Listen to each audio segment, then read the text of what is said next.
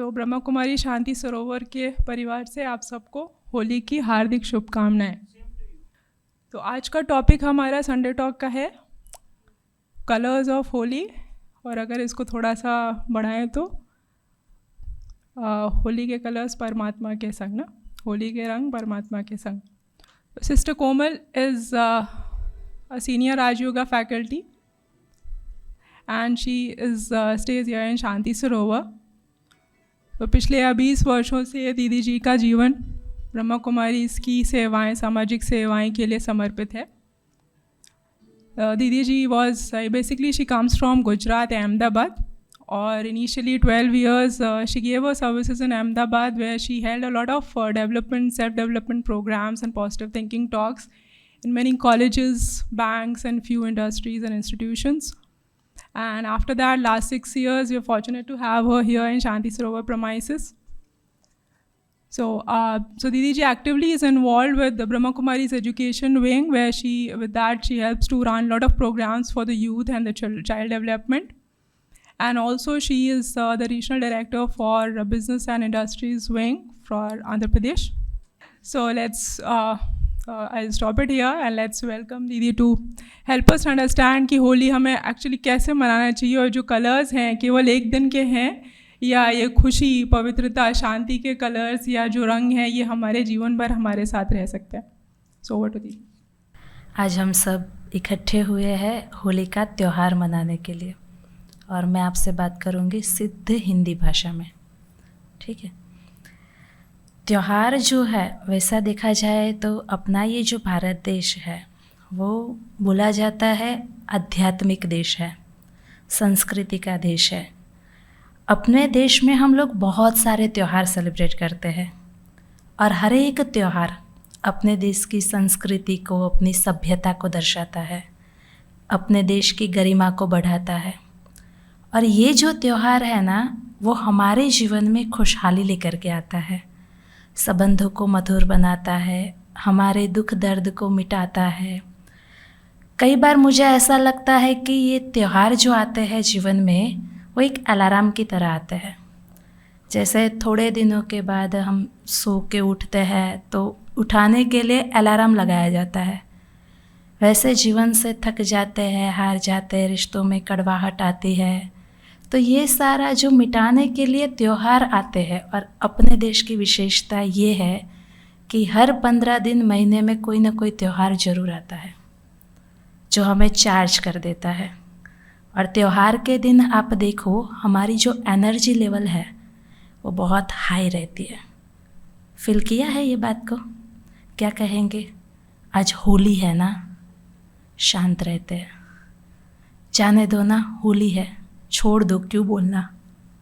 तो हम कितना अपने आप पर फोकस रखते हैं और कितना ध्यान देते हैं, अपनी शक्तियों को कितना यूज़ करते हैं उस दिन कि कुछ भी गलत नहीं करना है, ना खुद के साथ ना दूसरों के साथ। तो इसलिए कभी कभी लगता है कि ये त्यौहार क्या होता है, अलार्म की तरह है। उस दिन हम बहुत जगे हुए रहते हैं, पर बुरा फिर इस बात का लगता है कि जैसे ही त्यौहार जाता है, एज इट इज़, जैसे थे वैसे के वैसे। फिर बोलते क्या है, वो तो कल त्यौहार था ना इसलिए चुप थे। दूसरा दिन फिर जैसे थे वैसे के वैसे। तो क्या इसे सही अर्थ में त्यौहार मनाना कहा जाएगा? क्या मानते हैं? थोड़े समय पहले हमने महाशिवरात्रि का पावन पर्व मनाया और परमात्मा पिता शिव के अवतरण की यादगार मनाई। आज हम होली मना रहे हैं। आप आए होगे, रास्ते में देखा होगा बहुत सारी जगहों पर होलिका जलाई जा रही है। तो होली का त्यौहार क्या सिखाता? हर एक त्यौहार के पीछे एक कहानी है, और वो कहानी हमें बहुत कुछ सिखा के जाती है। जैसे कि होलिका का जो त्यौहार है, होली का त्यौहार है, उसके पीछे की कहानी हमको क्या सिखाती? क्या दिखाते हैं कि हिरण्यकश्यप नाम का एक राजा था। पता है आप सबको होलिका की कहानी? ये राजा था, उसका एक बेटा था जिसका नाम था प्रहलाद। कहते हैं कि हिरण्यकश्यप ने बहुत ही तपस्या की, और तपस्या से उसने वरदान मांगा वरदान ऐसा मांगा था कि ना मुझे घर में मार सकते हैं, ना मुझे कोई बाहर मार सकता है, ना दिन में कोई मार सके, ना रात में कोई मार सके, ना अस्त्र शस्त्र से मेरा वध कर सकते हैं, ना मनुष्य मुझे मार सके, ना जानवर मुझे मार सके। तो मुझे ऐसा वरदान दे दो। मतलब हाँ, ना 12 मास में मार सकते। मतलब इनडायरेक्टली उसने ऐसा वरदान मांगा था कि मैं अमर। अभी उसको ये वरदान मिला तो अपने में अहंकार आ गया, और ऐसा अहंकार आया कि वो सब कुछ भूल गया। उसने प्रजा को भी क्या बोला कि अभी तो मैं अमर हो गया, तो मैं ही भगवान हूँ, मेरी ही पूजा होनी चाहिए, मुझे ही सब रिस्पेक्ट दे, मुझे ही सब माने। उनके घर में बच्चे ने जन्म लिया जिसका नाम था प्रहलाद, लेकिन वो भक्त किसका था? विष्णु जी का, और बहुत पूजा करता था। अभी हिरण्यकश्यप को ये पसंद नहीं था, क्या कि वो क्यों उसकी पूजा कर रहा है, मुझे क्यों नहीं इतना मानता, और इसलिए वो अपने बच्चे को मारने के लिए नई नई युक्तियाँ रचता है। कभी उसको पहाड़ से गिरा देता है, कभी उसको फिर नदी में डाल देता है, लेकिन हर बारी वो बच्चा बच जाता है क्योंकि उसकी श्रद्धा थी, विश्वास था। फिर आगे क्या दिखाते हैं कि उसको मारने के लिए और एक युक्ति रची कि उसकी बहन जिसका नाम था होलिका, उसको भी एक वरदान मिला हुआ था ब्रह्मा जी से कि उसको आग जला नहीं सकती। और क्या करती है होलिका, ऐसे बच्चे को गोद में लेकर के बैठती है, और होता क्या है कि वो खुद ही आग में जल जाती है और बच्चा बच जाता है। उसी की यादगार में हम होली का त्यौहार सेलिब्रेट करते हैं। 2 दिन का ये त्यौहार है। पहले दिन होता है जलाना, दूसरे दिन होता है मनाना। आज जगह जगह पर होलिका जलेगी। लोग क्या करते हैं, घर के पुराने जो किचड़ा होता है, लकड़ियाँ होती है, कांटे वाली झाड़ियाँ रहती है, उसको इकट्ठा करके होलिका बनाते हैं। फिर गोबर के उपले रहते हैं, उसके ऊपर रोटी में हॉल लगा करके ऐसे उसको जलाया जाता है। तो ये सब प्रोसेस रहती है।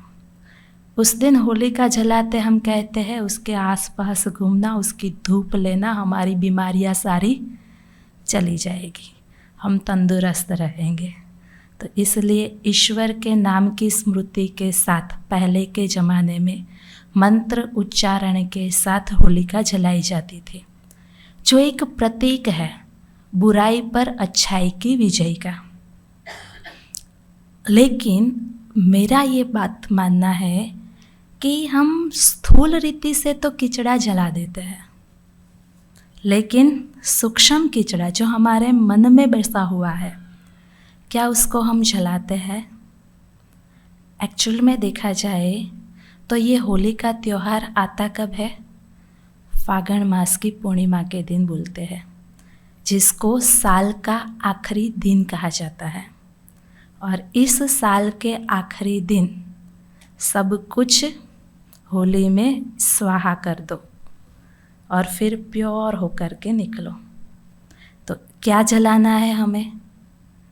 हमारे अंदर जो खटाश रखी हुई है, किसी के लिए वेर भाव रखा हुआ है, गलत भाव रखा हुआ है, जो यहाँ पे वो स्थूल किचड़ा तो डालते हो, लेकिन यहाँ जो बिठा के रखा है ना, उसको भी क्या कर देना है? साल का आखिरी दिन स्वाहा कर सकते हैं।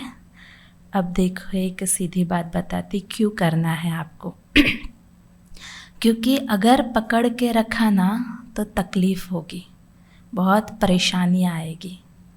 कोई भी चीज़ एक दिन पकड़ के रखे ना, ये जैसे गुलदस्ता है, इसको मैं ऐसे 5 मिनट पकड़ के रखूँ तो मुझे थोड़ा सा दर्द होगा। फिर उसको मैं 1 घंटा ऐसे पकड़ के रखूँ तो, अगर उसको मैं महीने तक ऐसे पकड़ के रखूँ तो पता नहीं इसका क्या रहेगा कि नहीं रहेगा, ये भी नहीं कह सकते हैं। तो मतलब क्या है, जैसे स्थूल चीज़ इतना दर्द दे देती है पकड़ के रखने से, तो यहाँ अगर हम कोई बात पकड़ के रखेंगे तो कितना तकलीफ़ देंगी। एक बारी है ना, एक व्यक्ति था, तो वो है ना डॉक्टर के पास जाता है। डॉक्टर के पास जाता है, डॉक्टर को बोलता है, डॉक्टर साहब बहुत पेट में दर्द हो रहा है। डॉक्टर बोलता है क्यों? तो बोल रहा है पता नहीं, बहुत कोशिशें की लेकिन ठीक ही नहीं हो रहा है, अभी लास्ट आपके पास आया हूँ, मैंने बहुत सारे डॉक्टरों को दिखाया है, समझ में नहीं आ रहा है। तो डॉक्टर बोलता है अच्छा रिपोर्ट्स करवाते हैं। उसके सारे रिपोर्ट्स हुए, बहुत सारे रिपोर्ट करवाए, छोटे बड़े हर रिपोर्ट करवाए, लेकिन उसके सारे रिपोर्ट है ना नील आ रहे थे, मतलब कि कुछ भी उसमें रिपोर्ट में आया ही नहीं। अब डॉक्टर भी कंफ्यूज हो गए कि आखिर इसको हुआ क्या है। फिर क्या करते हैं पता है, वो व्यक्ति को बिठाते और बोलते हैं मैं आपकी पर्सनल लाइफ के बारे में कुछ पूछ सकता हूँ क्या? बोला हाँ ठीक है पूछ लीजिए। तो बोला कि आपको कोई तकलीफ़ है, आपको कोई क्वेश्चन है, या आपके मन में कोई ऐसी बात है जो आपको भारी कर रही है? तो वो व्यक्ति पहले तो चुप रहता है, लेकिन डॉक्टर ने 2-3 बार ही पूछा ना, तो फिर वो बताना शुरू करता है। वो क्या बोलता है कि एक्चुअल में है ना, मेरे को ये है कि मेरा एक कज़िन ब्रदर है जिसको मदद की ज़रूरत थी, तो मैंने उसको 50,000 दिए थे। मुझे है ना बारी बारी ये बात खा रही है कि वो 50,000 वो मुझे रिटर्न नहीं कर रहा है। मैंने बहुत कोशिशें की, हर बनती कोशिश की उससे वो पैसे रिटर्न लेने के लिए, लेकिन मेरी सारी कोशिशें बेकार गई और वो मुझे है ना पैसा रिटर्न नहीं कर रहा है। बहुत टाइम से मुझे बात बात में ये याद आ जाता है और मैं बहुत दुखी हो जाता हूँ, मेरा मन इस वजह से शांत नहीं रहता है। तो वो डॉक्टर ने उसे क्या बोला पता है? डॉक्टर बोलता है मेरी बात मानोगे, भूल जाओ। वो बोलता है ऐसे कैसे भूल जाओ, 50,000 लेके जा रहा है और आप बोलते हैं भूल जाओ। डॉक्टर बोला पेट दर्द ठीक करना है? बोले हाँ करना है। तो बोले भूल जाओ, पर बोले नहीं भूल सकता मैं। तो बोला दूसरा कोई ऑप्शन है तुम्हारे पास? बोला नहीं, तुमने बनती हर कोशिश की ना पैसे रिटर्न लेने के लिए, लेकिन नहीं हो पा रहा है, तो बेस्ट ऑप्शन कौन सा है? छोड़ दो, भूल जाओ। कई बार क्या होता है, हम लेट को नहीं कर सकते हैं, छोड़ नहीं सकते हैं, भूल नहीं सकते हैं, माफ़ नहीं कर सकते हैं, और ये सारी बातें हमको दुखी करती है। और ये बातें हमको जब हम छोटे थे ना, तब बचपन से ही सिखाई जाती थी। आपको नहीं पता, आप जब छोटे थे तो एक स्टोरी आती थी, कौन सी वाली, मैं हमेशा कहती मेरे क्लास में, और मुझे ये स्टोरी बहुत अच्छी लगती है, वो लोमड़ी की स्टोरी। पता है लोमड़ी की स्टोरी? पता है कि लोमड़ी है ना जाती है जंगल में, फिर वो क्या देखती है? अंगूर देखती है। फिर वो अंगूर को देख करके उसको पाने के लिए छलांगे लगाती है। फिर जब उसके हाथ में अंगूर नहीं आते तो वो क्या बोलती है? अब मुझे ये बताओ, अंगूर खाने के पहले मालूम पड़ता है कि अंगूर खट्टे हैं, कि खाने के बाद मालूम पड़ता है? छोड़ने के बाद में, है ना, खाने के बाद मालूम पड़ता है ना। तो जो ये लोमड़ी ने स्टेटमेंट दिया कि अंगूर खट्टे हैं, वो खाने के पहले का था या खाने के बाद का था? छोड़ देने के बाद में। है ना। तो मतलब क्या हुआ, जब लाइफ में कोई ऐसी प्रॉब्लम्स आती है, और हर एक के लाइफ में आती है, ऐसा नहीं है, कभी ना कभी कहीं ना कहीं हर एक को इस बात को फेस करना ही पड़ता है। लेकिन ये जिसने सीख लिया छोड़ने का, तो वो जीवन में खुश रह सकता है। अगर समझो कि आप पैसे कमा रहे हो, आपकी इच्छा है कि मुझे 4 व्हील खरीदना है अच्छी वाली, बट मैं दिन रात मेहनत कर रहा हूँ, बनती हर कोशिश कर रहा हूँ, लेकिन नहीं कमा सकता, नहीं ला सकता। कोई आकर आपको पूछे क्या हुआ भाई, 4 व्हील नहीं है, आपके पास 2 व्हील है, तो क्या आंसर देंगे?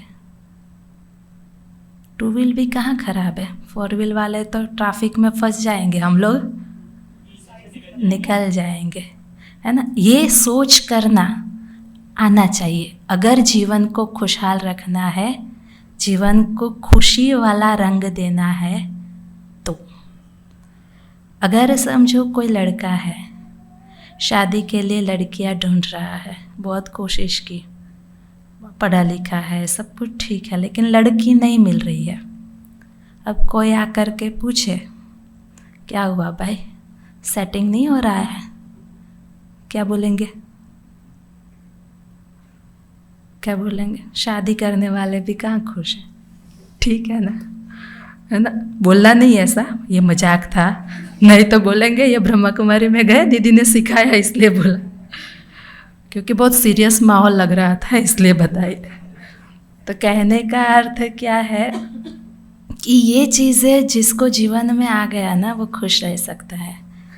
तो होली, होली मतलब पास्ट इज पास्ट, होली जो हो गया उसको क्या करो, बिंदी लगाओ और आगे बढ़ो। आज के दिन आप ये दहन करेंगे होली के अंदर, ठीक है। जो बातें यहाँ पे पकड़ के रखी है, जो आपको दुखी कर रही है, जिसकी वजह से टेंशन स्ट्रेस है, क्या करो, लेट गो, छोड़ दो। दूसरा होली, होली का अर्थ होता है प्रभु मैं तेरी होली, होली हो गई। भक्त प्रहलाद, प्रहलाद का अर्थ क्या होता है पता है? प्रभु की औलाद। वो एक ही प्रभु की औलाद है, हम सब भी कौन है? प्रभु की संतान ही है। और ये जो होलिका जल रही है, ये जो खिचड़ा जल रहा है, प्रभु की याद में उनके साथ उनके होकर के रहेंगे तो कुछ भी, कोई भी विकार, कोई भी परिस्थिति हमको जला नहीं पाएंगी।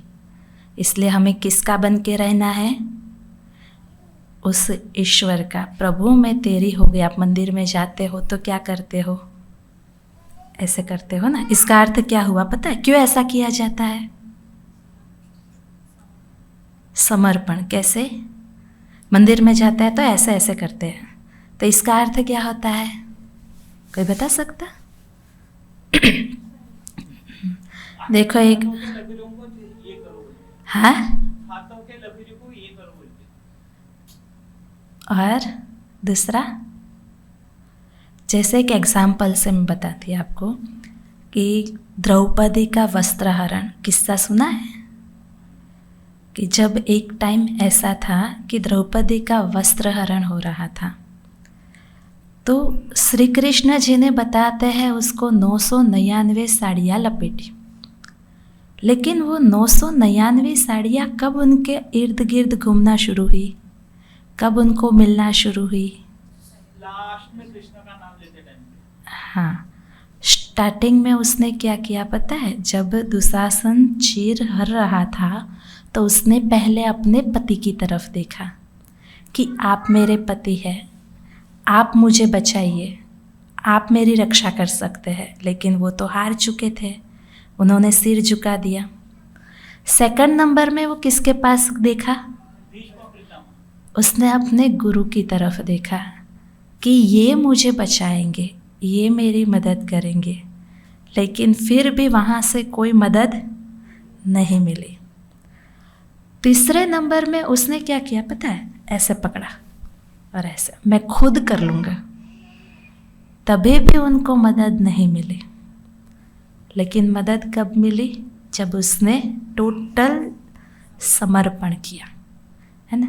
मतलब अभी तेरे सिवाय मेरा कोई नहीं। क्या इतना विश्वास है मुझे उस पर?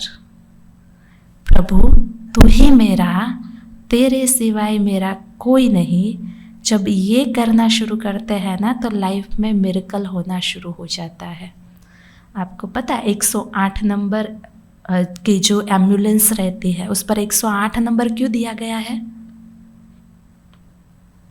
काउंटिंग का नंबर है। वो एक्चुअली अब्दुल कलाम सर ने थे उस टाइम पर एम्बुलेंस निकली है, और उन्होंने अपने इंटरव्यू में बताया कि एक समय ऐसा था कि हमने देखा कि बहुत एक्सीडेंट हो रहा है, इमरजेंसी बहुत ज़रूरत पड़ रही है, तो बोला कि एम्बुलेंस निकाला तो कौन सा नंबर रखे जो डायल करने से एम्बुलेंस उन लोगों के पास जाए।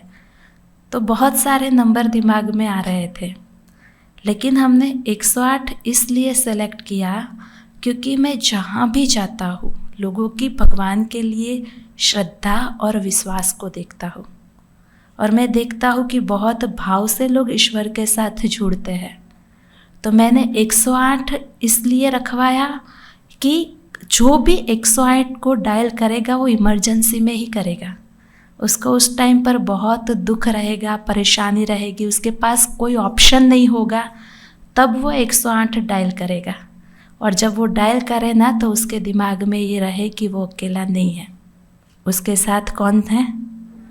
प्रभु है। और वो जिसको भी हॉस्पिटल जहाँ भी लेके जाएगा प्रभु उसके साथ है और वो ठीक हो जाएगा। इसलिए हमने एम्बुलेंस का नंबर कौन सा दिया? 108, 108, क्योंकि 108 की माला घुमाते हैं, 108 शिवलिंग बनाते हैं, 108 से लोगों की भावना जुड़ी हुई है।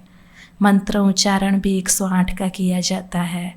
तो हमने एम्बुलेंस का नंबर भी 108 रख दिया कि कोई अकेले नहीं है, हर एक के साथ ईश्वर है। तो हमें भी क्या करना है? ईश्वर के साथ कनेक्शन रखना है, भगवान के साथ जुड़ना है, ईश्वर को कहना मैं तेरी होली। दूसरा होली मनाना मतलब मैं भगवान की हो गई। आप सभी भगवान को मानते हैं? विश्वास है? परीक्षा लो? हंस रहे हैं। हो जाए, थोड़ा सा एग्जाम हो जाए, आया ना? आगे? यस। अच्छा, पीछे? चलो फिर शुरू करते हैं। टेस्ट पेपर आपकी एग्ज़ाम कि कितना ईश्वर को मानते हैं। ठीक है। अभी है ना, यहाँ पर एक लकड़ी है, यहाँ पर एक दूसरी लकड़ी है। शो देखा है लकड़ी का? ऐसे दो लकड़ी रहती, ऊपर एक रस्सी रहती और व्यक्ति बैलेंस के साथ चलता है। शो देखा है वो वाला? किस किस ने देखा है? कठपुतली वाला। बाकी ने हाथ नहीं उठाया, उन्होंने नहीं देखा। फिर से हाथ उठाओ, किस किस ने देखा है वो लकड़ी वाला शो? अच्छा, ठीक है। फिर एक बारी है ना, ऐसे दोनों तरफ लकड़ियाँ बंधी थी और उस पर रस्सी थी। अब शो चलने वाला है, ध्यान से देखना, मैं शो दिखा रही हूँ आप सबको। यहाँ पर साइड में एक बाइक है और बाइक पर मैं बैठी हूँ, और मैं आपको क्या दिखाने वाली हूँ? शो दिखाने वाली हूँ।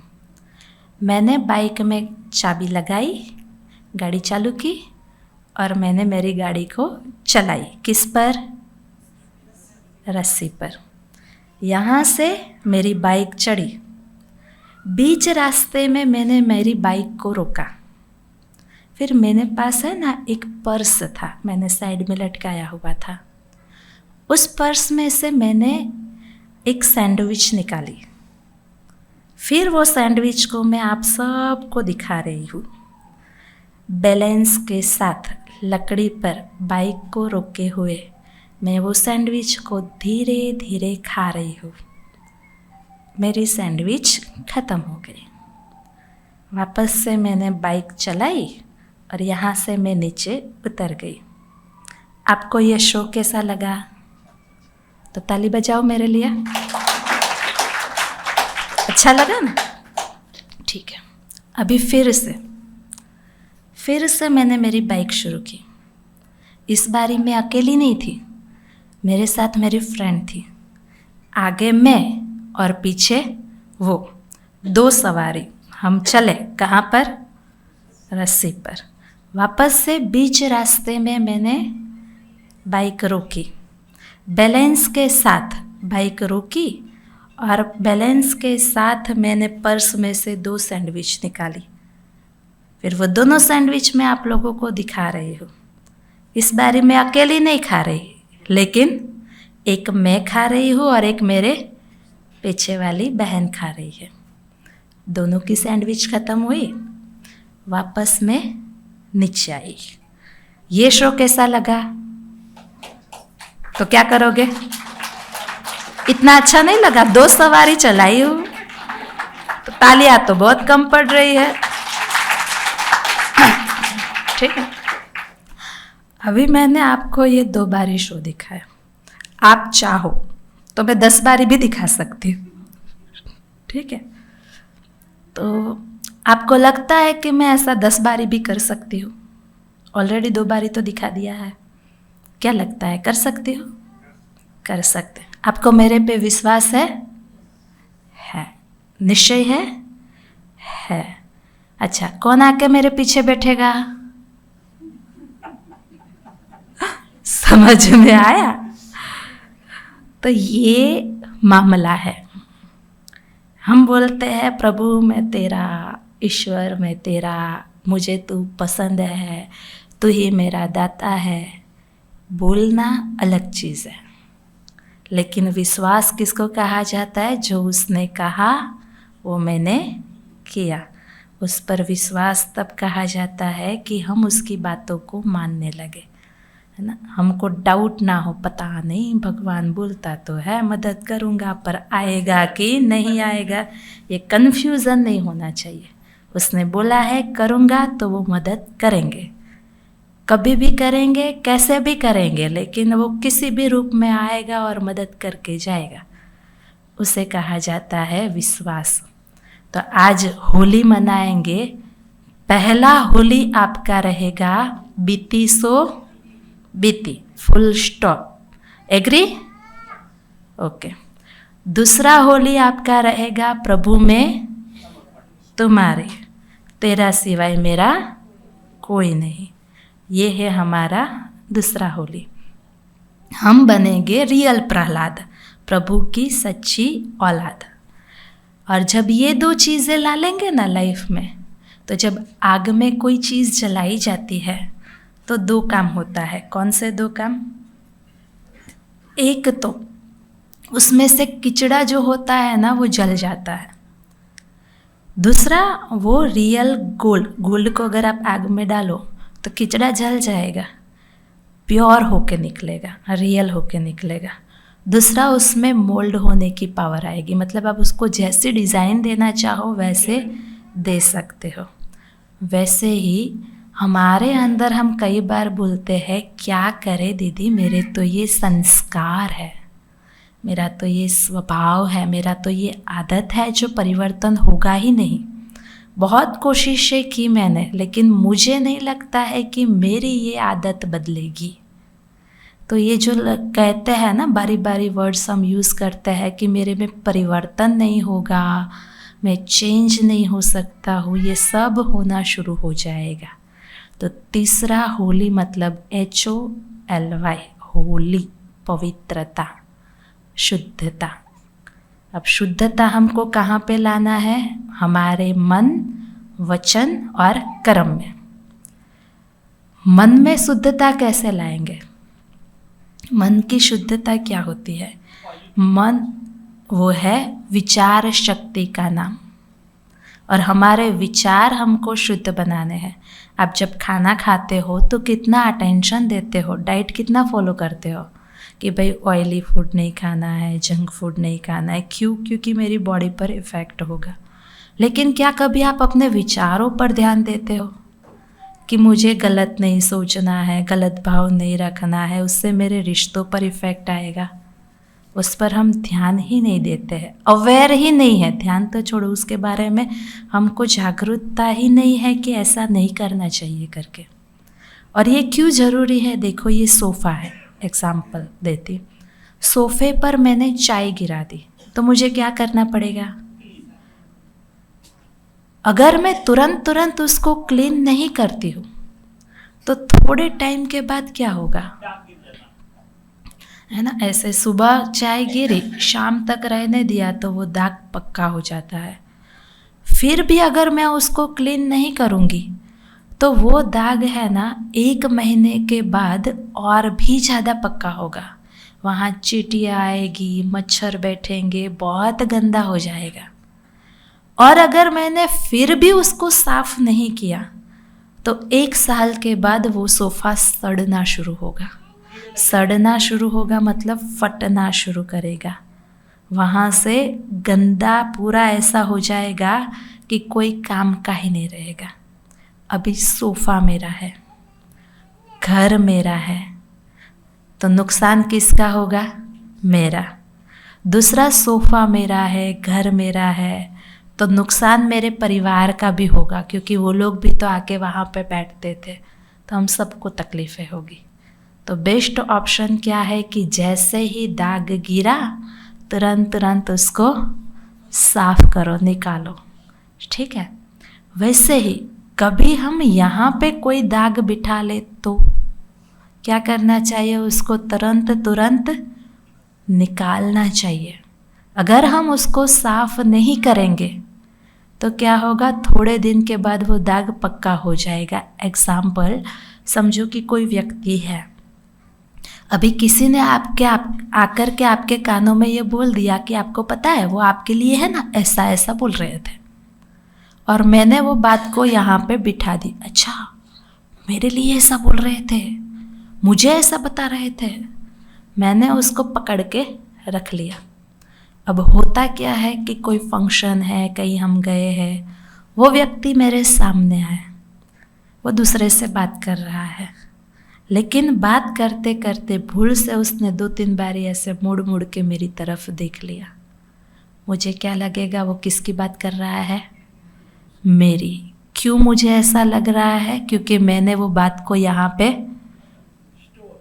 बिठा के रखा है, पकड़ के रखा है। उससे क्या होता है? धीरे धीरे हमारे रिश्तों में दरार आना शुरू हो जाती है। तो बेस्ट क्या है? जैसे ही गिरे ना, उसको तुरंत निकालो। अब आप बोलेंगे दीदी ये तो हमको भी पता है, निकालना ही चाहिए, पर ये बताओ निकाले कैसे? उसका कैसे बाहर करें, ये कीचड़े को कैसे साफ करें, कैसे इस बातों को हम भूलें? आप क्या करते हो जब ऐसी कोई व्यर्थ आपके दिमाग में चलता है तो आप लोग क्या करते हो? ऐसी कोई बातें अगर आपके जीवन में हो जाए तो मुझे बताओ, आप लोग क्या करते, कैसे निकालते हो इसको? सोचते हैं। अच्छा, और दूसरा कोई हाँ हाँ, क्या बोले? ओके, और क्या करते हैं? होता है ऐसा, हर एक की लाइफ में होता है। निकालते हैं कैसे हम इसको? लोग ज़्यादातर क्या करते, या तो अमन करते या तो दमन करते।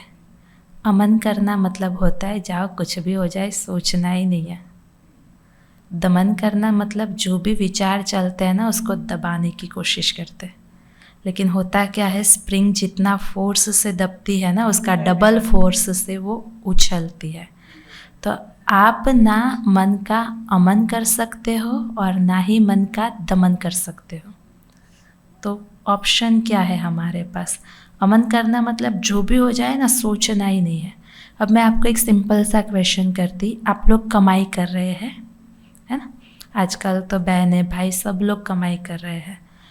मुझे ये बताइए कि आप कमाई क्यों कर रहे हैं? क्यों पैसा कमाते हैं? लग्जरी लाइफ जीने के लिए। लग्जरी लाइफ जीने के लिए। अच्छा, और लग्जरी लाइफ चाहिए या खुशहाल लाइफ चाहिए? लग्जरी लाइफ बोले तो उसमें खुशियाँ वगैरह पूरा है। लग्जरी मतलब सुख सुविधा से संपन्न। खुशहाल लाइफ जो भी है उसमें संतुष्ट है ना?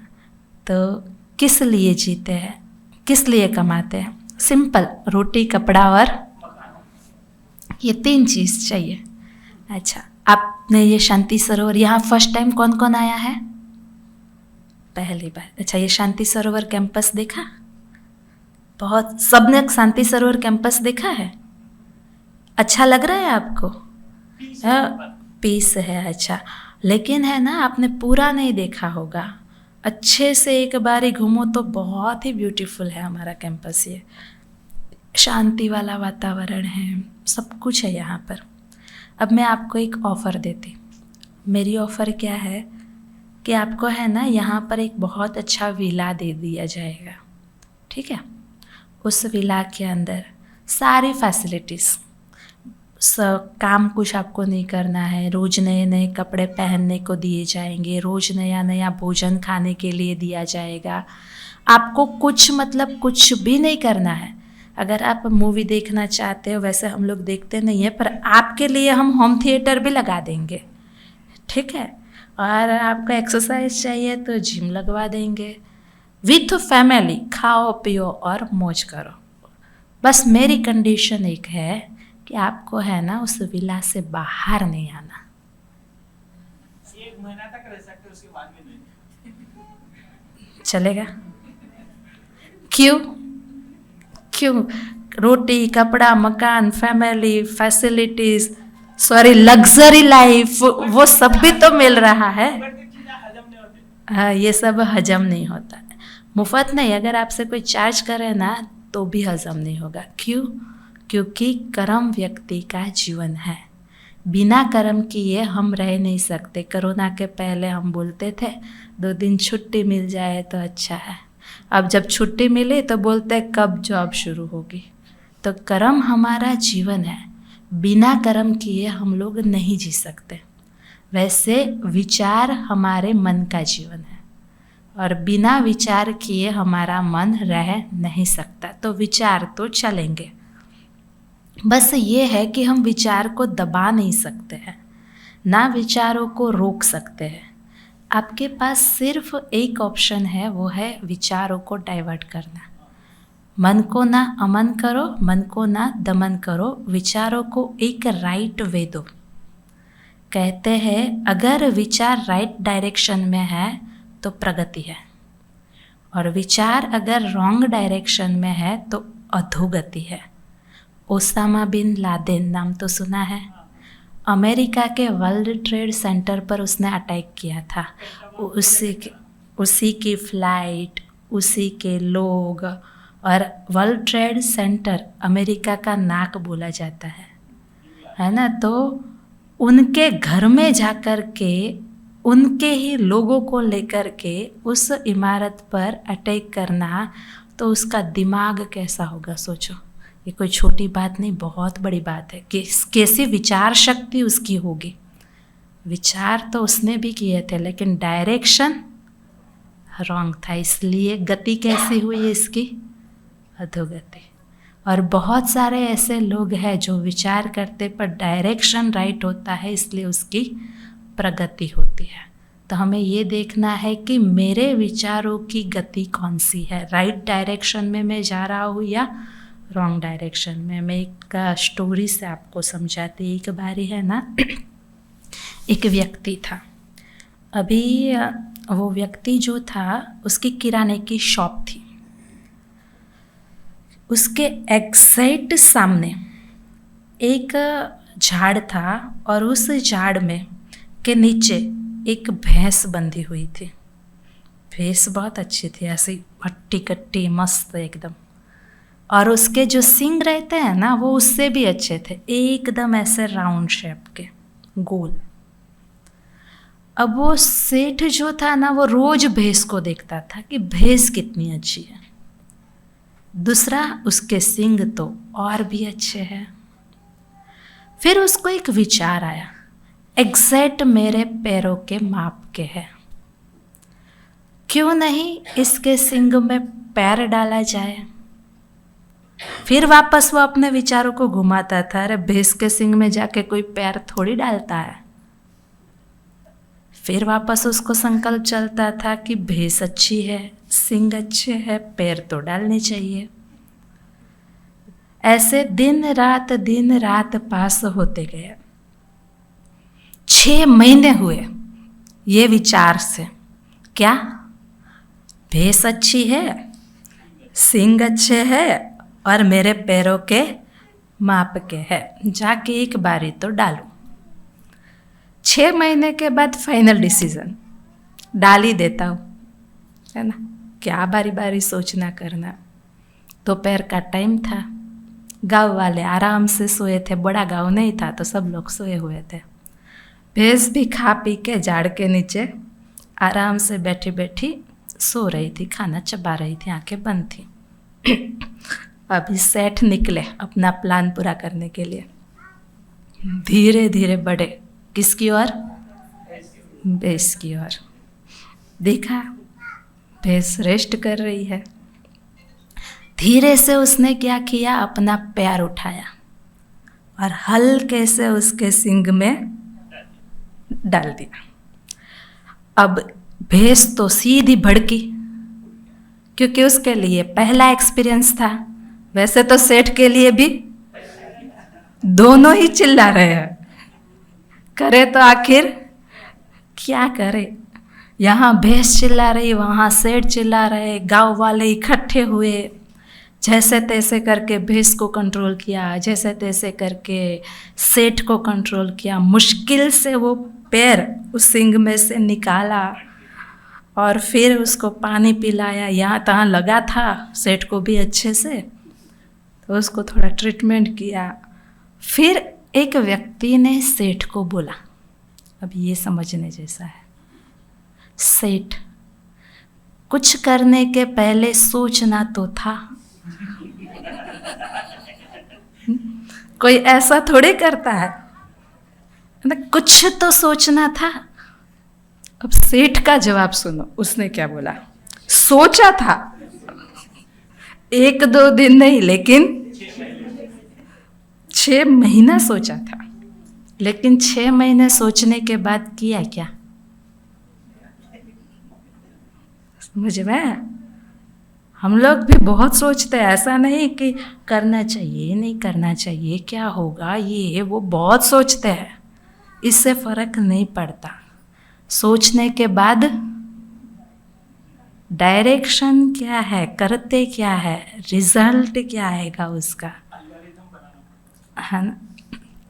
अगर उसके साथ कनेक्शन होगा ना तो सोच सही रहेगी, क्योंकि हमारी सोच सही रखने का आधार है सही सही आना चाहिए। जैसे गंदे पानी की भरी हुई बाल्टी होती है, उस पर आप अच्छे पानी का नल ऑन कर दो तो क्या होगा? धीरे धीरे गंदा पानी निकल जाएगा और अच्छा भर जाएगा। हम प्रैक्टिस करते हैं गंदा निकालने की, हमें प्रैक्टिस करना है अच्छा डालने की, है ना। और जहाँ जहाँ अच्छा आता है वहाँ से लेना शुरू करो, अपने आप गंदा निकल जाएगा, है ना। समझ में? ये कोशिश करो। इसे कहते हैं संग का रंग। वैसे तो हम हमारे जीवन में 4 प्रकार का संग करते हैं, आपको पता है। पहला होता है मित्र का संग, दूसरा होता है चित्र का संग, तीसरा होता है पुस्तकों का संग, और चौथा होता है सत्संग। पहला क्या बोला? मित्र। जैसे मित्र होगे वैसा असर होगा। मैं हमेशा हमारे क्लास में ये बात बताती हूँ। अगर समझो आप बहुत डाइट फॉलो करने वाले हैं, अपने बॉडी पर बहुत ध्यान देने वाले हैं, बहुत खान पान की परहेज करने वाले हैं, लेकिन अगर आपका ग्रुप, आपके फ्रेंड्स खाने पीने वाले हैं, तो आज नहीं तो कल आपका पेट बाहर नहीं होगा तो भी निकल के आएगा, लिख लेना। क्यों? इफेक्ट। वो लोग खा पी रहे हैं, आप बहुत फॉलो कर रहे हैं, लेकिन उस घेराव में है तो उसका इफेक्ट आता है, संग का रंग जरूर लगता है। इसलिए हमें कैसे लोगों के बीच में रहना है ये हमें डिसाइड करना है। आप समझो कि बहुत अच्छे अच्छे लोगों के बीच में रहेंगे ना तो आप में भी वो बदलाव आना शुरू हो जाएगा, आप भी अच्छे हो जाएंगे, है। और अगर आप बुरे लोगों के बीच में रहेंगे ना तो आप भले अच्छे हैं, लेकिन उसकी संगत का रंगत आप पर आएगा। इसलिए हमें जो सर्कल है ना, हमारा जो फ्रेंड्स है, हमें चॉइस करना है ना।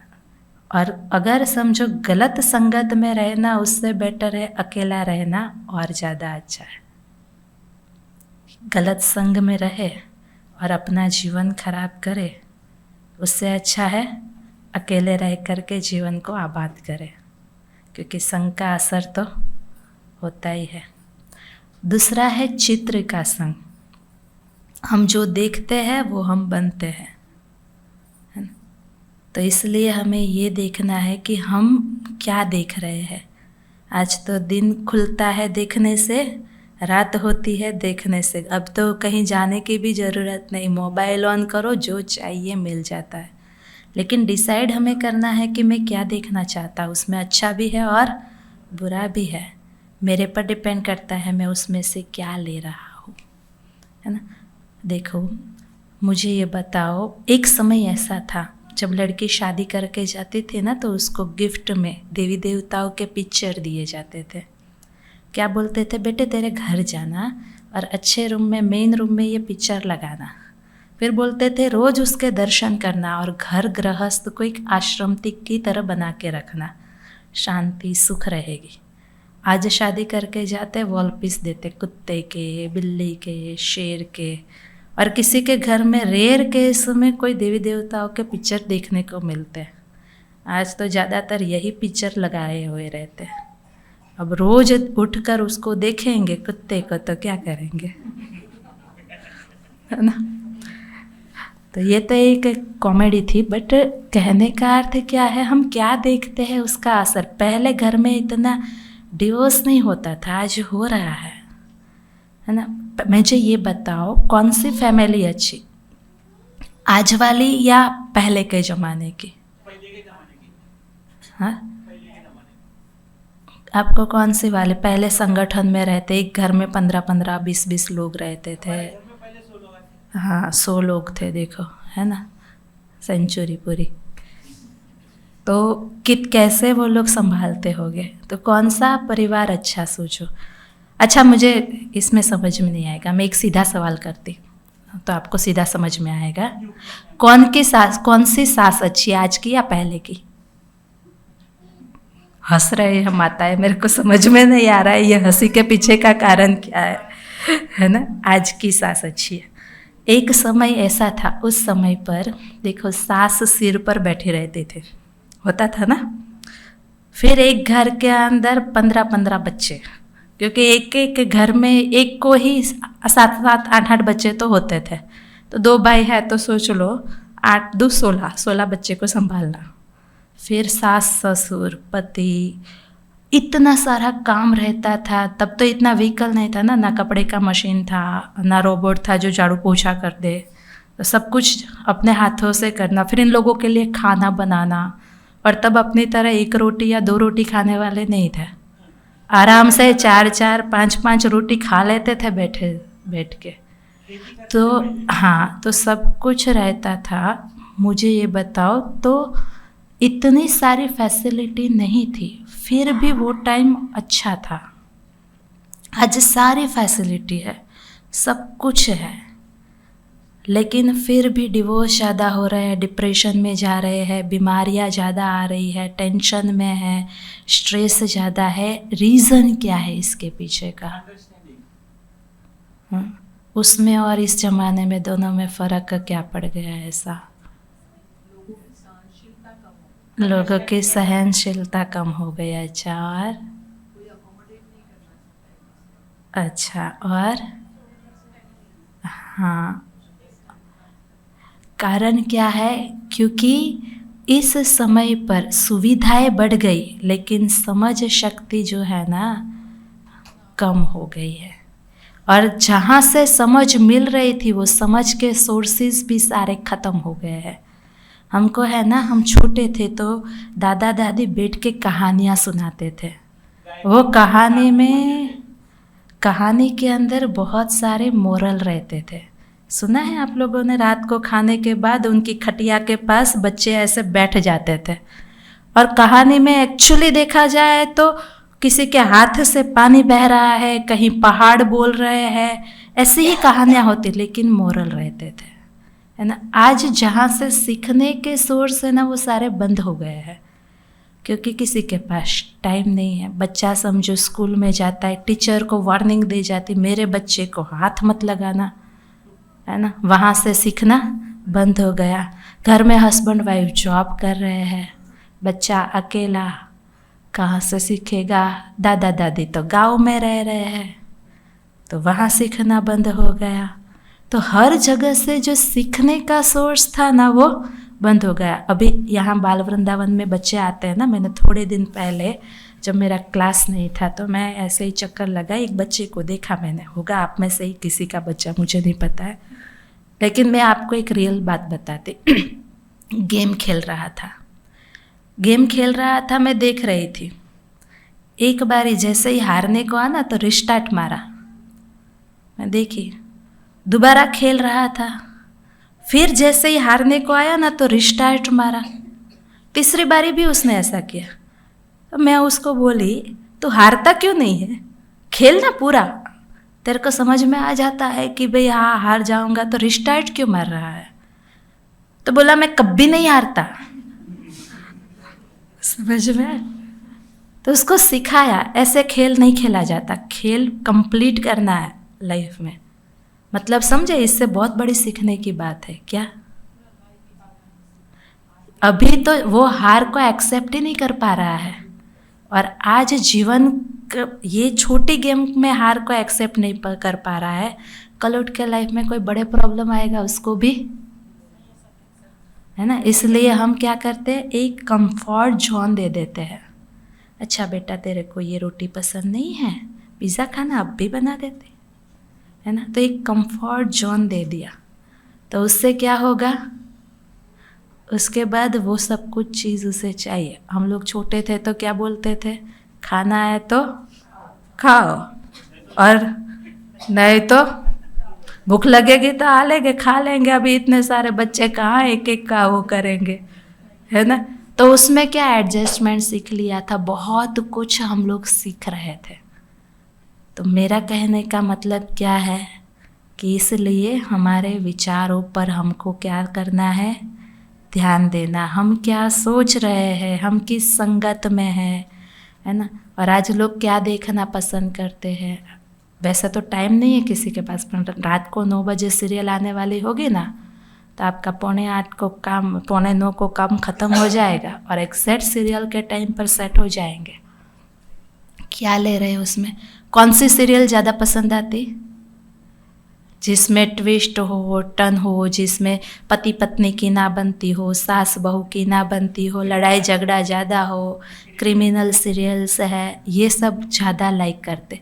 जिसमें सब कुछ ठीक चल रहा है, सब शांति से चल रहा है, वो देखना पसंद करेंगे, कोई लाइक भी नहीं करेगा। थोड़ा देख के बोरिंग है करके निकल जाता है, उसमें कुछ है ही नहीं बोलते।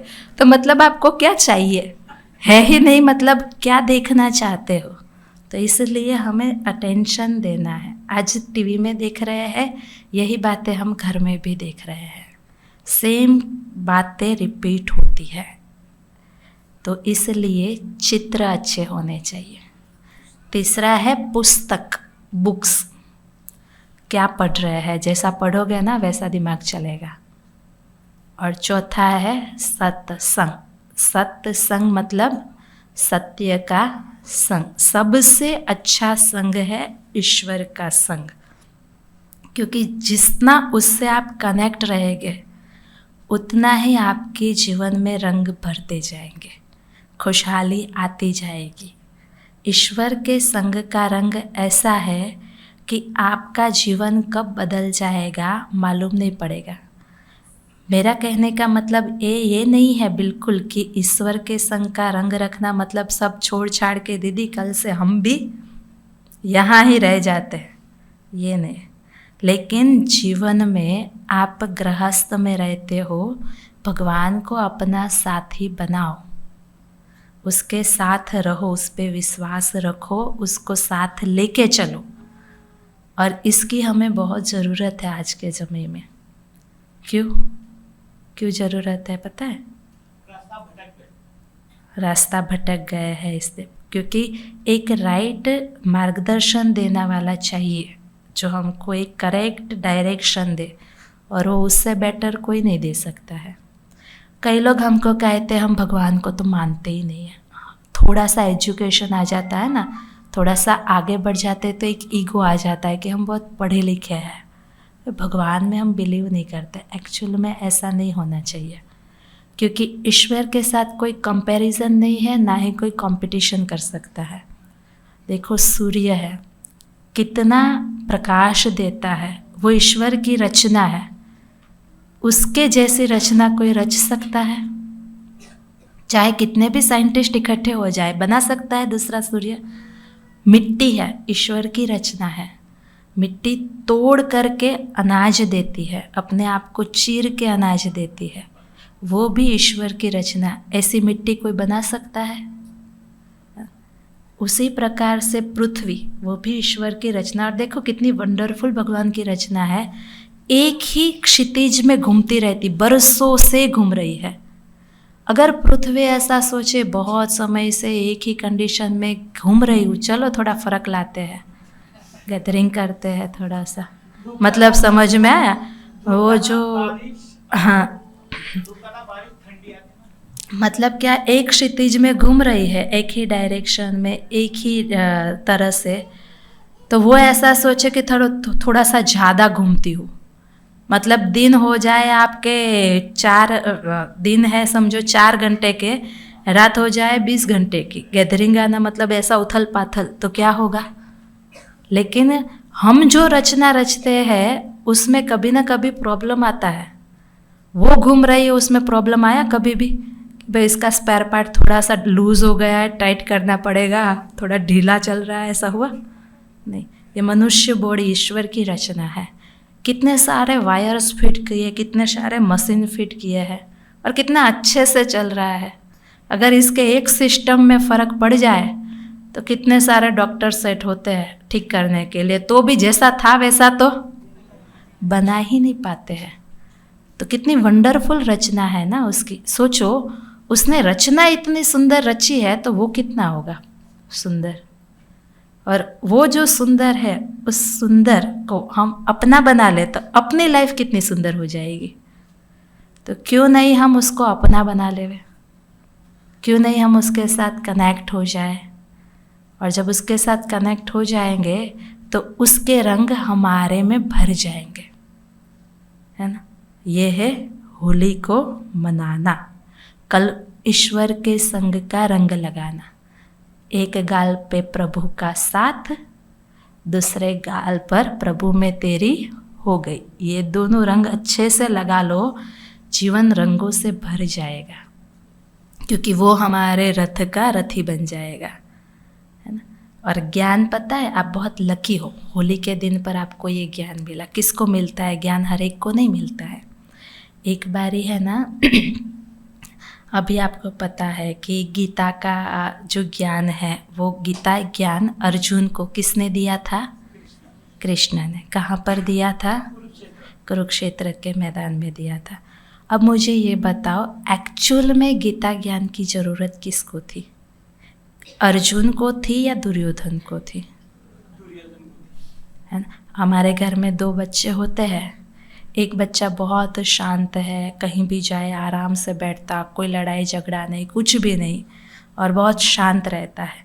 और एक बच्चा ऐसा है कि कहीं भी जाए तो पूरा उथल पाथल करके रख देता। तो जब आप बाहर निकालते हो तो उस टाइम पर आप किसको समझाते हो? जो उथल पाथल कर रहा होता है उसको, भाई जा रहे हैं, शांति से बैठना, ये वो चीज़ को टच नहीं करना, ये वो चीज़ उठाना नहीं, उधर उधर जाना नहीं।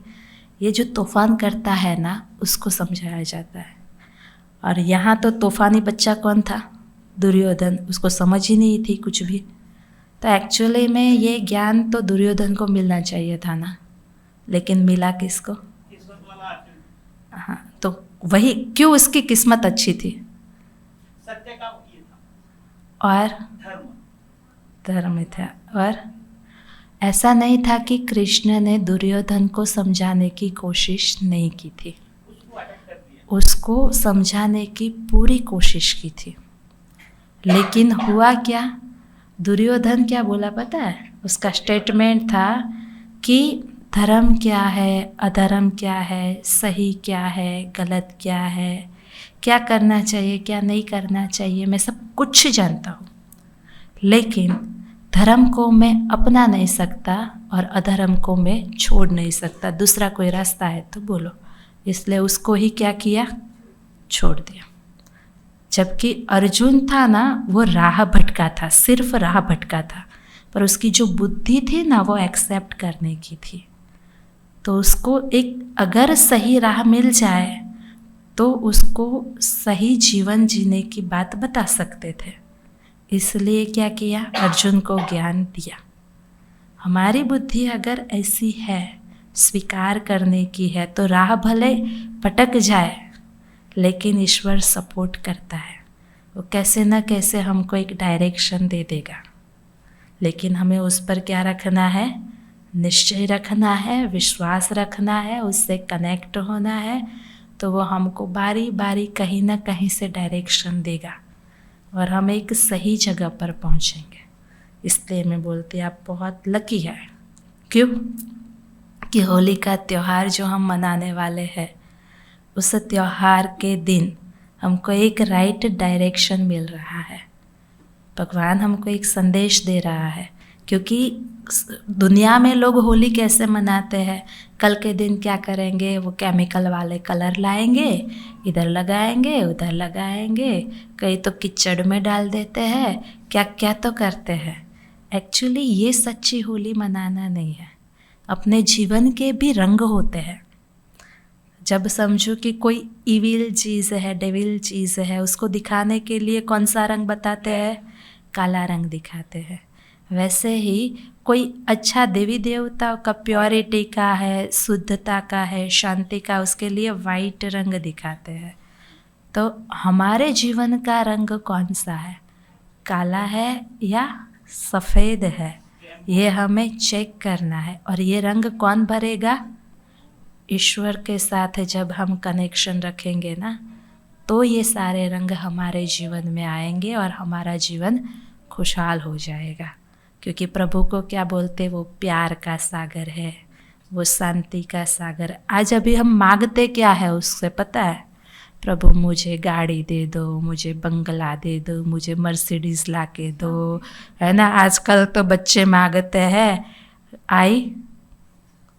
आईफोन कौन सा वाला, एप्पल नहीं, एप्पल तो वो तो है, आईफोन ही मतलब ही एप्पल, लेकिन आईफोन कौन सा चाहिए, डिमांड देखो, सुन रहे हैं, है ना। तो आईफोन 15 चाहिए, भगवान कुछ कर दे जो मुझे क्या मिल जाए, आईफोन 15 मिल जाए, आईफोन 40 मिल जाए। एक्चुअली मैंने तो कभी कोई भी शास्त्र में ये नहीं सुना है कि ईश्वर जो है ना आईफोन का सागर है, मर्सिडीज़ का सागर है, ये विलास का सागर है। मैंने तो हमेशा यही सुना है कि वो तो प्यार का सागर है, वो तो शांति का सागर है, सुख का सागर है, ज्ञान का सागर। ये स्थूल चीज़ों के पीछे क्यों भाग रहे हैं? ज्ञान आएगा तो स्थूल चीज़ें तो अपने आप आएगी। तो हमें उससे क्या लेना है, जो एक्चुअली में जिसका वो सागर है, वो चीज़ें हमें उससे लेना है। हम लेते क्या है ना, मतलब हमको मांगना भी नहीं आता है, जो नहीं है वही मांगते रहते। हम मंदिर में जाते हैं, आप बोलते हो ना दर्शन के लिए गए, आप कैसे दर्शन करते हो, मैं बताओ, बुरा नहीं मानना, हाँ सीरियसली बता दो, चाहते हो, सभी सुनना चाहते हो आप लोग कैसे दर्शन करते हैं? अच्छा ऐसा पहला स्टेप होगा ना, ऐसे झुकेंगे, ऐसा करते हैं, ऐसा, फिर दूसरे स्टेप पे झुकेंगे, करते, हाँ, फिर मंदिर में जाएंगे, ठीक है, फिर क्या करेंगे, घंट बजाएंगे, अच्छा, उसके बाद हाथ जोड़ेंगे, फिर भगवान आईफोन 15 दे देना, मर्सिडीज़ दे देना, ये दे देना। फिर जब ये ख़त्म हो गया तो वापस आएंगे, आरती होगी तो ऐसा थोड़ा ले लेंगे, प्रसाद होगा तो ले लेंगे, फिर वापस से क्या करेंगे, घंट बजाएंगे। पहले एंट्री ली और फिर एग्जिट, फिर वापस आए, फिर मंदिर के ऐसे तो नहीं निकलना चाहिए, 2 मिनट बैठेंगे और फिर चले जाएंगे। करते हैं ऐसा? 90% लोग ऐसा ही करते हैं। अब मंदिर में जाते हैं तो कहते हैं दर्शन के लिए गए, जाके किया क्या? जैसे ही जाते हैं सामने हम तो आंखें बंद कर देते हैं, तो किसकी आंखें खुली है? तो कौन किसका दर्शन कर रहा है? हम उसके कर रहे हैं या वो हमारे कर रहे हैं? है ना? दर्शन का अर्थ होता है देखना। फॉलोअर्स किसको कहा जाता है? जो फॉलो करने वाले हैं। तो अगर मैं समझो श्री गणेश को मानती हूँ तो मैं उनको देखूँ, उनसे सीखूँ, उनकी पूरी प्रतिमा एक एक अंग हमको सिखाते जाए कुछ न कुछ। वैसे अगर मैं माँ अम्बा की भक्त हूँ तो उनकी प्रतिमा भी हमको बहुत कुछ सिखाती है। जैसे होली के त्यौहार पर भक्त प्रहलाद किसका भक्त दिखाया है? विष्णु चतुर्भुज का। तो विष्णु चतुर्भुज का पिक्चर भी तो हमें कुछ सिखाता है ना। वो क्या सिखाता है कि विष्णु चतुर्भुज क्या है? लक्ष्मी नारायण का कंबाइंड रूप। घर गृहस्थ में रहते कैसे जीवन जीना, ये विष्णु चतुर्भुज के चित्र से मालूम पड़ता है। 2 भुजा लक्ष्मी जी की, 2 भुजा नारायण की, ऐसे करके विष्णु चतुर्भुज बनते। उसमें से एक हाथ में क्या है? चक्र है, दूसरे में शंख, तीसरे में गदा और चौथे में कमल। क्या सीखा इनसे हमने? चक्र। चक्र क्या सिखाता है? जाकर के गला स्वदर्शन, या तो कहते सुदर्शन। स्व मतलब खुद का और सु मतलब होता है अच्छा। स्व मतलब अपना खुद का, सु मतलब अच्छा, मतलब खुद को देखो और दूसरा अच्छा देखो। करते क्या है? दूसरों को देखते और वो भी, उसमें 99 गुण होंगे, एक अवगुण होगा, हमारी नज़र हमेशा ही उस एक अवगुण पे जाती है, उसने ऐसा किया। तो ये हमें सीखना है। गृहस्थ को अच्छे से चलाना है तो अच्छा अच्छा देखो। दूसरा है शंख। शंख क्या सिखाता है? शंख मिट्टी का है लेकिन आवाज़ मधुर होती है। इसको भी क्या कहते हैं? मिट्टी का पुतला है, मिट्टी में मिल जाएगा, लेकिन जो बोल निकले ना वो अच्छे होने चाहिए। कहते हैं कि लोग 2 बोल बोल दिए क्या फ़र्क पड़ता है, लेकिन 2 बोल से ही महाभारत होता है, 2 बोल से ही रामायण हुई है। महाभारत के पीछे के 2 बोल क्या थे? द्रौपदी ने दुर्योधन को कमेंट किया था, अंधे की औलाद अंधी। वो उसकी बुद्धि में फिट हो गया, क्या खड़ा किया? महाभारत। रामायण के पीछे का कारण क्या है? 2 ही शब्द। कौन से 2 शब्द? कौन से? मंथरा। मंथरा ने कैकेयी के कान में डाला था, तेरे बेटे को राजगादी नहीं मिलने वाली, राम को। बस वो उसने फिट कर दिया। एक रात में क्या खड़ा हुआ? रामायण। आज घर घर में रामायण महाभारत होती, कारण क्या होता है? 2 ही शब्द होते हैं जो सामने वाले के दिमाग में फिट हो जाते हैं। तीसरा क्या दिखाया है? गदा। गदा को ऐसे ढलता रखा है। इसका अर्थ है क्या होता है कि घर गृहस्थ में रह रहे, आपका एक परिवार है और कोई ये सोचे कि उसमें कभी कोई प्रॉब्लम्स ही ना हो, ये पॉसिबल नहीं है। किसी की भी लाइफ ऐसी नहीं है कि जिसकी लाइफ में प्रॉब्लम ना हो। देखा है आपने श्री कृष्ण की लाइफ कोई आसान लाइफ थी? मुझे लगता है उनके जीवन में जितने प्रॉब्लम थे ना, उतने तो किसकी लाइफ में नहीं थे।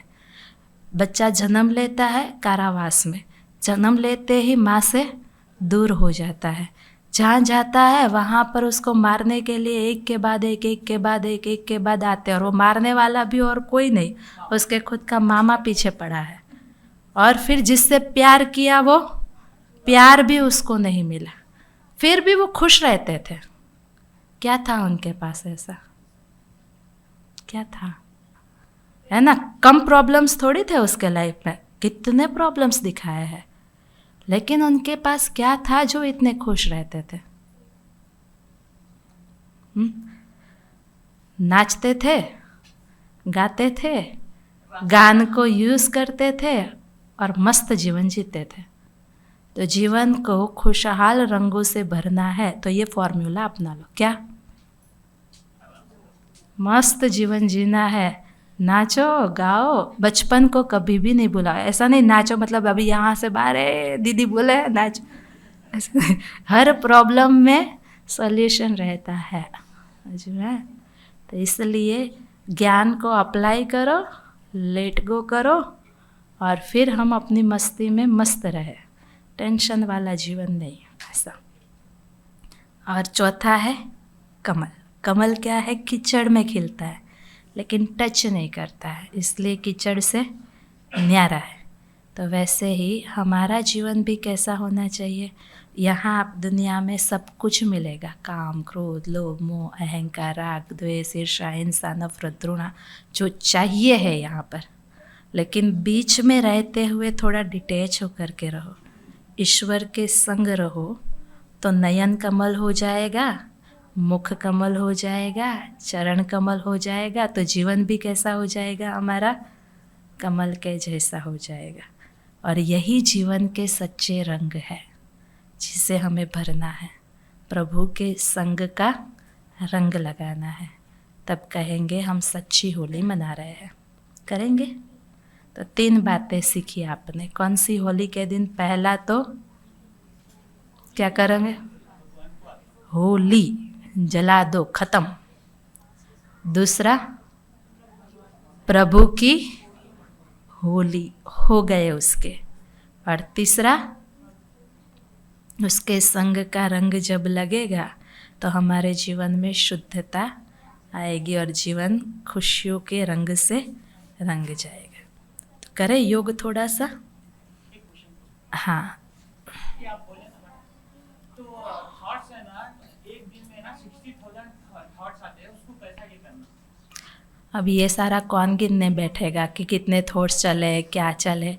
हमारा ये मानना है कि जितने भी थॉट्स चलते हैं डायरेक्शन राइट होना चाहिए। आप कितने थॉट्स क्रिएट कर रहे हैं उससे कोई फ़र्क नहीं पड़ता है, लेकिन आपके जो विचार है ना उसका डायरेक्शन अगर सही है तो आपका जीवन अच्छा है। और ज़्यादा विचार करना ही क्यों है? रिलैक्स रहो ना, क्यों इतना ज़्यादा सोचना? क्योंकि देखो मशीन को जितना ज़्यादा चलाते हैं ना उतना ज़्यादा दर्द करता है, इसलिए ये भी एक मशीन है, इसको ज़्यादा प्रेशर मत दो। वो क्या फिर दर्द करेगा, दर्द करेंगे डॉक्टर के पास जाएंगे, डॉक्टर क्या करेगा? दवाई देगा, है ना। जब सिर दर्द होता है ना तो दवाई देते हैं। आप में से कोई डॉक्टर बैठे हैं यहाँ पर? नहीं। अच्छा, मैं ये बताती, सिर दर्द की जो 1 मिनट में पूरा कर दो अगर आप बोले तो, ठीक है। तो सिर दर्द की जो दवाई होती है ना, आपको पता है उसमें 90% नींद की दवाई होती है, वो आपको रिलैक्स कर देता है। तो क्यों नहीं अपने आप ही रिलैक्स हो जाओ? कोई गोली दे और आपको सुलाए, उससे अच्छा है खुद ही रेस्ट ले लो ना। और उसके लिए योग करो, ईश्वर के साथ कनेक्ट हो जाओ, है ना। इसीलिए उसी की प्रैक्टिस करना है हमको, ठीक है। कृष्ण बोले हैं, उन्होंने भी गीता में बोले, कृष्ण मैं भी अपने मन को स्थिर नहीं कर सका 1 सेकंड के लिए भी, बोल के बोले, उसके आगे में पूछा है। हाँ, वही तो, वही उनकी लाइफ भी आसान तो नहीं है ना, उनकी लाइफ में भी प्रॉब्लम है, वो भी कोशिश की है। तो हमें भी क्या करना है? कोशिश तो करना है। हम तो बिना कोशिश किए ही हार मान लेते हैं। हम सोचते हैं मेरे से तो हो ही नहीं सकेगा, ये तो इम्पॉसिबल है। करके तो देखो एक बारी, है ना, क्योंकि ईश्वर हमारे साथ है, साथ है तो हो जाएगा, ठीक है। और किसी को कोई क्वेश्चन है तो हम योग का अभ्यास करें।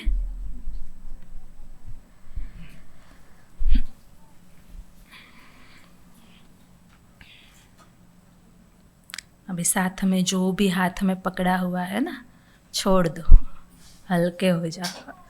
मोबाइल है, पर्स है, जो भी है ना, थोड़ा रिलैक्स होकर के बैठो। ये बैक है ना उसको स्ट्रेट कर दो सीधा। अभी आंखें बंद, गहरा श्वास लेंगे और धीरे धीरे श्वासों को छोड़ेंगे। फिर से एक बारी गहरा श्वास लेंगे, धीरे धीरे श्वासों को छोड़ेंगे। देखेंगे अपने आप को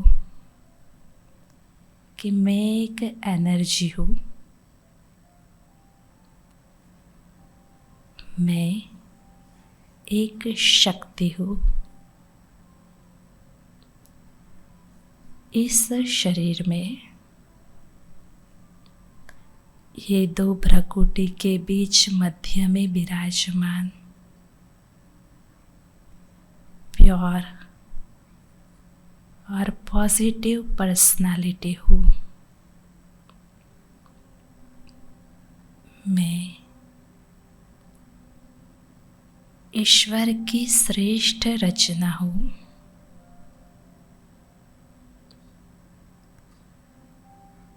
प्रभु पिता की प्रिय संतान हूँ।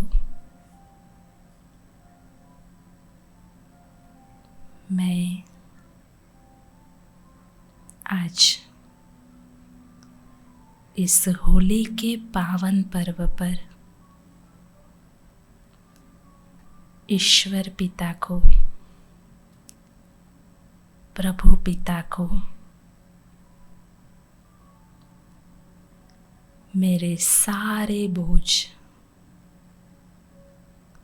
अर्पण करती हूँ। सब कुछ जो तन से, मन से मैंने पकड़ के रखा है, स्वाहा।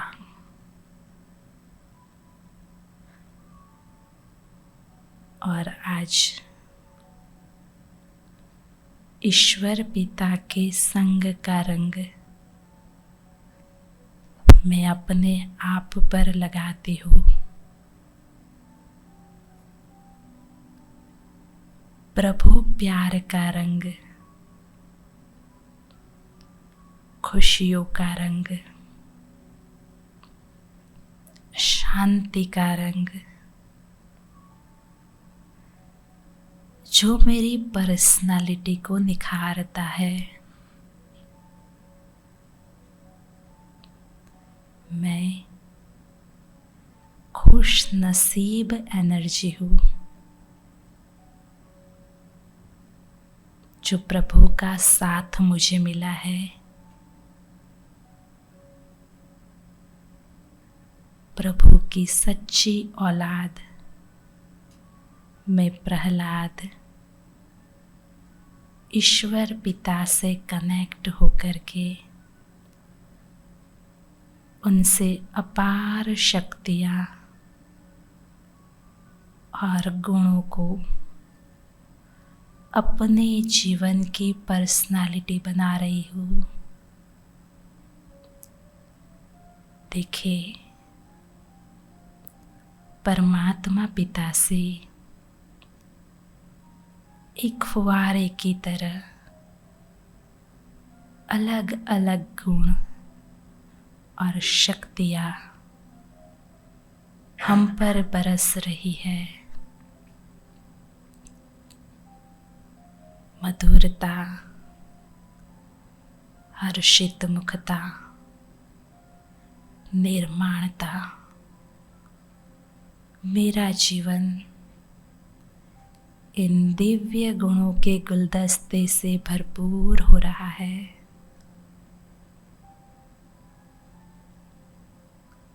धन्यवाद करती हूँ मैं ईश्वर का,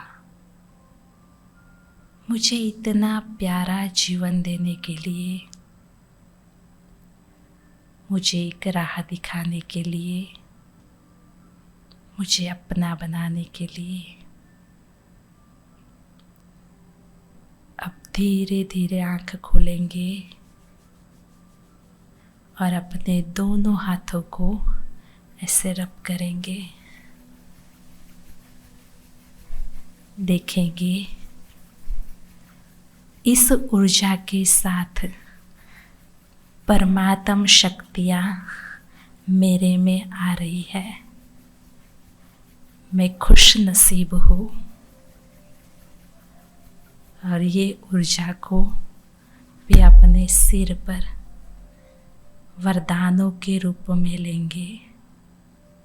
प्रभु का वरदान हमेशा मेरे पर है और मैं ईश्वर की सर्वश्रेष्ठ रचना हूँ। यही पर्सनालिटी मेरी है और इसी पर्सनालिटी के साथ ईश्वर पिता के वरदान के साथ यहाँ से बाहर हम जाएंगे।